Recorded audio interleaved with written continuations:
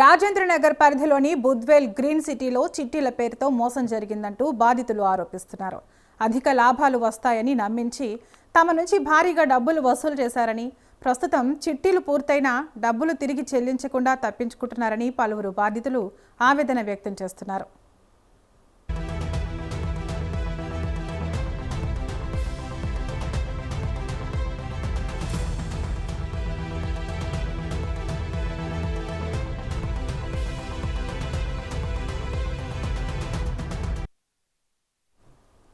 IMR millet research పేరుతో పానగంటి అశోక్ అనే వ్యక్తి నిధులు నిర్వహిస్తూ పలు ప్రాంతాల ప్రజల నుంచి డబ్బులు సేకరించినట్లు చెబుతున్నారు.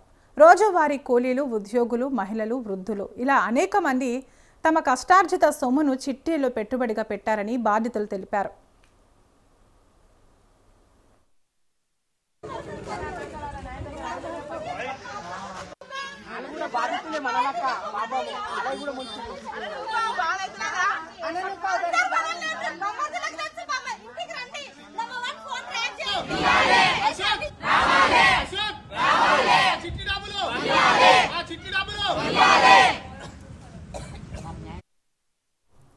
కొంతమంది బాధితులు తమ పింఛన్ డబ్బులను సైతం చిట్టీలో జమ చేశామని కన్నీటి పర్యంతమవుతున్నారు.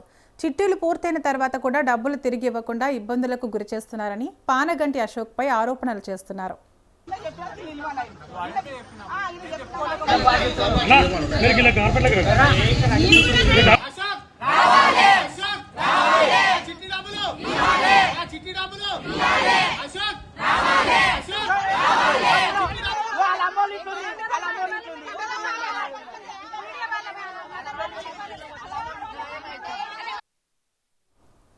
తమకు సుమారు 20 లక్షల రూపాయల వరకు రావాల్సి ఉందని కొందరు బాధితులు చెబుతుండగా బాధితులందరి మొత్తం నష్టం దాదాపు 6 కోట్ల రూపాయల వరకు ఉంటుందని ఆరోపిస్తున్నారు. తమ కష్టార్జిత సొమ్ము తిరిగి ఇప్పించాలని బాధితులు అధికారులను వేడుకుంటున్నారు. ఈ ఘటనపై పోలీసులు సమగ్ర విచారణ చేపట్టి వాస్తవాలను వెలుగులోకి తీసుకురావాలని బాధితులు కోరుతున్నారు. తమకు న్యాయం చేయాలని, డబ్బులు తిరిగి వచ్చేలా చర్యలు తీసుకోవాలని విజ్ఞప్తి చేస్తున్నారు.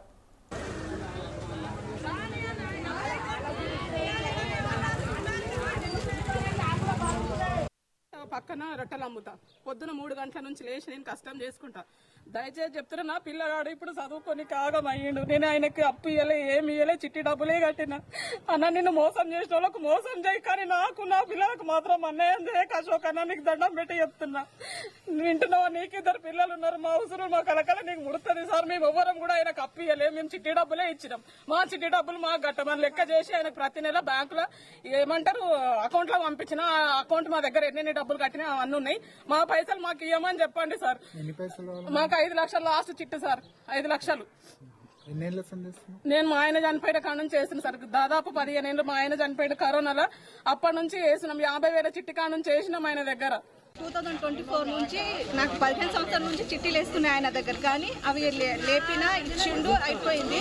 ఇప్పుడు 2024 నుంచి 6 లక్షలది 3 చిట్టీలు వేసిన సార్. మా చెల్లెలు పెళ్లి కోసం అని మే నెలలో 2 చిట్టి అయిపోయింది, ఇంకో చిట్టి నడుస్తుంది సార్. ఆ రోజు నోటీస్ వచ్చినా కూడా నాతోటి మాట్లాడిండు, నీ డబ్బులు నీకు ఇస్తా సంగీత, చిట్టి బుక్ తీసుకొని ఒక బ్యాగ్ తీసుకొని రా అంటే నేను ఇంటికాడికి వచ్చిన సార్. అప్పుడు ఆయన లేడు. ఆయన భార్య సైన్ కూడా ఉంది, కూలాలు చేస్తున్నాడు. ఆఫీస్ వచ్చి పైసలు అడుకునేది, చిట్టి పైసలు చాలా బాధ పెడుతుండు. 6 లక్షలు ఒకటి రావాలి, 15 లక్షలు వచ్చిన నాకు రావాలి, నా కొడుకు 14 లక్షలు రావాలి. తప్పు అనుకోకు, తప్పు అనుకోకు. నువ్వు చచ్చిపోవాలని వాళ్ళు మేము మీరు ఇన్ని రోజులు మంచుకున్నారు కదా, మాకు ఏం తెలుసు అంటే మీరు ఇన్వాల్వ్ కాలేదు. కొన్ని ఇళ్ళ చెప్పారు, మీరు ఇన్వాల్వ్ అయ్యింది.